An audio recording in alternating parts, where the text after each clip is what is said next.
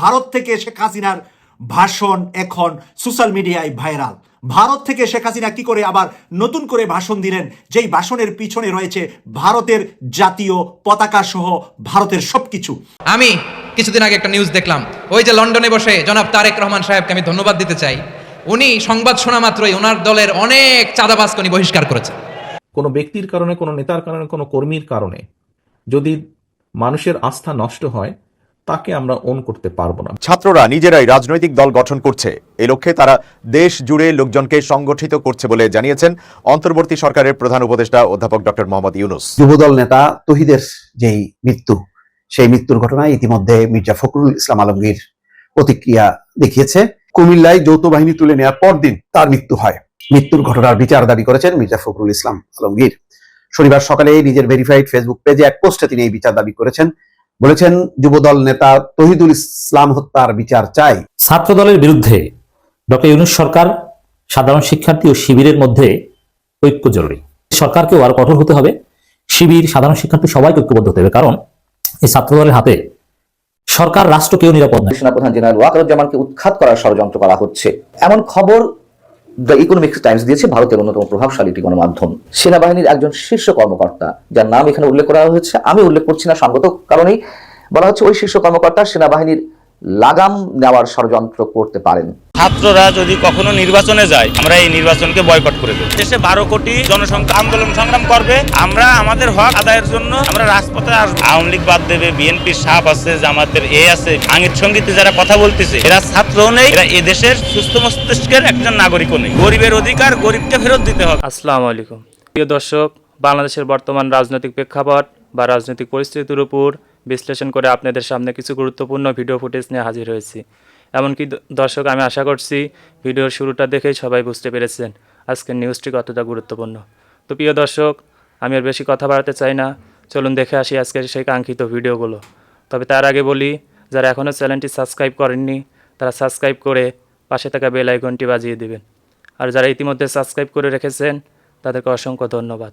তো চলুন দর্শক, আমরা একটা লাইক দিয়ে ধারাবাহিকভাবে সকল ভিডিওর বিস্তারিত আলোচনা দেখে আসি। প্রিয় দর্শক, ভারত থেকে শেখ হাসিনার ভাষণ এখন সোশ্যাল মিডিয়ায় ভাইরাল।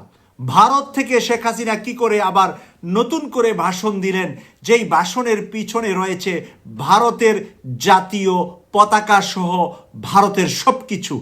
এই বিষয়টা নিয়ে আজকে সোশ্যাল মিডিয়াতে খুব ধুমজাল খাচ্ছে সারাদিন ব্যাপী এই নিয়ে আলোচনা, যে কি করে শেখ হাসিনা ভারতের পতাকা পিছনে রেখে ডক্টর মোহাম্মদ ইউনূসের বিরুদ্ধে বক্তব্য দেন।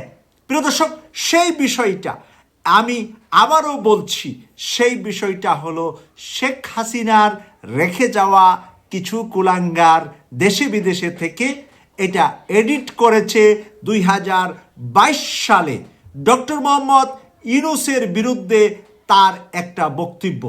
2022 সালে ডক্টর মোহাম্মদ ইউনূসের বক্তব্য, সেই বক্তব্যটার পিছনে এখন এডিট করেছে ভারতীয় মানচিত্র, ভারতীয় জাতীয় পতাকা করে, সামনে যে মাইক আছে সেই মাইক দিয়ে মনে হচ্ছে যে একটি অডিটোরিয়ামে জনসভায় সে বক্তব্য দিচ্ছে, এবং সেটা এডিট যে সেটা প্রমাণ হয়েছে কিছুক্ষণ আগে।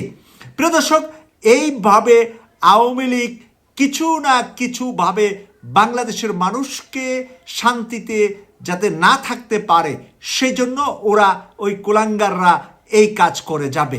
সেই কারণে আমরা যেন বিচলিত না হই, আমরা যারা কথা বলি মিডিয়াতে, আমাদের কথা আপনারা যারা শুনেন তারা যেন বিচলিত না হন, যে স্বৈরাচার পালিয়ে যাওয়ার পরে ভারতে নয় পৃথিবীর কোথাও তার সেই শক্তি এবং সেই আইন নাই, সে জাতির উদ্দেশ্যে, জনগণের উদ্দেশ্যে কোনো বক্তব্য দিতে পারে, এবং জনগণের উদ্দেশ্যে যদি সে বক্তব্য দেয়, জাতির উদ্দেশ্যে যদি বক্তব্য দেয়, ভারতকে আন্তর্জাতিক আদালতে এই কারণে জবাবদিহিতায় দাঁড় করানো যাবে। তাই শেখ হাসিনাকে ভারত এই সুযোগ দিবে না এবং দিচ্ছে না। ছাত্র দলের বিরুদ্ধে ডক্টর ইউনূস সরকার, সাধারণ শিক্ষার্থী ও শিবিরের মধ্যে ঐক্য জরুরি। শুধু এটা নয়, এর সাথে ছাত্রদলের একাংশ বা ছাত্রদলের মধ্যে যারা প্রকৃত ছাত্র তরুণ, তারাও এই বৈরা ভাম, সন্ত্রাসী, চাঁদাবাজ, লুটপাটকারী ছাত্রদলের বিরুদ্ধে ঐক্যবদ্ধ হতে পারে। আমি সে আহ্বান জানাচ্ছি। যা করছে এতে সরকারকেও আরো কঠোর হতে হবে, শিবির, সাধারণ শিক্ষার্থী সবাইকে ঐক্যবদ্ধ হতে হবে। কারণ এই ছাত্রদলের হাতে সরকার, রাষ্ট্র কেউ নিরাপদ নয়। সবাই এখন আহত হয়, ব্যবসায়ীরা আহত হয়, ব্যবসায়ীদেরকে কোপায়, এবং শুধু ব্যবসায়ীদের কোপায় সেটা নয়, কোপানোর পরে পুলিশ এই অপরাধী ছাত্রদল নেতাকে ধরতে যায়, পুলিশকে তারা আহত করে, পুলিশের উপর হামলা করে। এটা কত বড় অপরাধ আপনি জানেন? এটা রাষ্ট্রের উপর হামলা। হ্যাঁ, হাসিনার ফেসিস্ট হাসিনার পুলিশকে জয়মানা করে দেয়া, এটাকে আমরা গ্লোরিফাই করি। এখন তো হাসিনার ফেসিস্ট পুলিশ না। এই পুলিশ কি হাসিনার পক্ষে হয়ে কাজ করছে? না। হ্যাঁ, এরা বাড়াবাড়ি অনেক জায়গায় ভুল কাজ করে, যেমন ইবতেদায়ী মাদ্রাসা শিক্ষকদের উপর হামলা, এটা ভিন্ন বিষয়। কিন্তু কাউকে গ্রেপ্তার করা অথবা এগুলো তো তারা অপরাধী চাঁদাবাজদের বিরুদ্ধে তারা অবস্থান নিচ্ছে, সেই পুলিশের উপর হামলা করছে। ডক্টর ইউনূস সরকারের উপর হামলা করা শামিল। প্রথম আলো রিপোর্ট, পুলিশের উপর হামলায় ছাত্রদল যুবদলের 6 নেতাকর্মী শনাক্ত। আপনি বুঝতে পারছেন? ছাত্রদল যুবদলের 6 নেতাকর্মী পুলিশের উপর হামলা করেছে। এরকম অনেক ঘটনা আছে।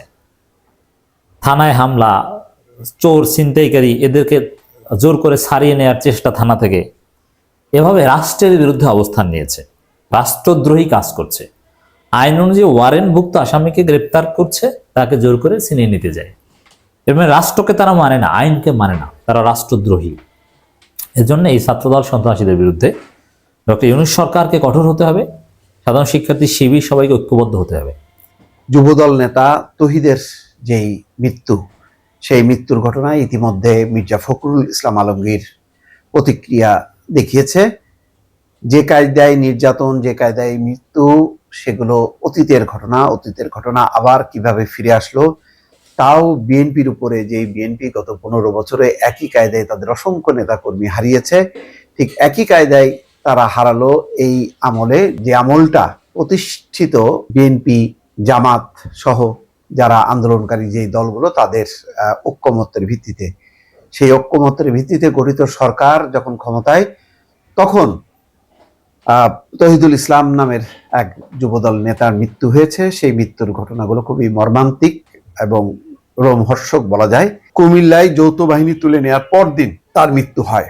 মৃত্যুর ঘটনার বিচার দাবি করেছেন মির্জা ফখরুল ইসলাম আলমগীর। শনিবার সকালে নিজের ভেরিফাইড ফেসবুক পেজে এক পোস্টে তিনি এই বিচার দাবি করেছেন। বলেছেন, যুবদল নেতা তহিদুল ইসলাম হত্যার বিচার চাই। তার মানে সরাসরি হত্যার ঘটনা তিনি বলেছেন। যে তহিদুল ইসলামের বিরুদ্ধে কোনো মামলা মোকদ্দমা কিছুই নেই, আশেপাশের কেউ কোনো অভিযোগ তুলতে পারে নেই, সেই যুবদল নেতা কিভাবে মৃত্যু হলো, সেই ঘটনাটা এখন বড় একটি ইস্যু হয়ে দাঁড়াচ্ছে বর্তমান সরকারের বিরুদ্ধে। যুবদল নেতা তহিদুলের মৃত্যুর ঘটনায় দলের ভেরিফাইড ফেসবুক পেজেও বিচার দাবি করেছেন বিএনপি। শুক্রবার রাতে এক পোস্টে এই ঘটনায় জড়িত সেনা সদস্যদের বিচার দাবি করেছেন। গতকাল রাতে বিএনপি ফেসবুক পেজে দেওয়া পোস্টে বলা হয়, এই নৃশংস বিচার বহির্ভূত হত্যাকাণ্ডের সঙ্গে জড়িত সেনাবাহিনীর সকল সদস্যের দৃষ্টান্তমূলক শাস্তি দাবি করছি।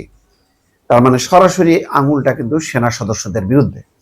এর আগে কুমিল্লায় যৌথ বাহিনী তুলে নেওয়ার পর হাসপাতালে তহিদুলের লাশ পেয়েছে তার পরিবার। শুক্রবার বেলা 12:30টায় তার মৃত্যুর খবর পাওয়া যায়। তবে কখন তার মৃত্যু হয়েছে সে তথ্য জানা যায়নি। আইন শৃঙ্খলা রক্ষাকারী বাহিনীর হেফাজতে যুবদল নেতার মৃত্যুর তথ্য জানিয়েছেন তার ভাই আবুল কালাম। পুলিশের কাছে যখন হস্তান্তর করা হয়, তখন পুলিশ হাসপাতালে নেয়ার সাথে সাথেই ডাক্তাররা জানিয়ে দেয় যে হাসপাতালে আনার আগেই তার মৃত্যু হয়েছে।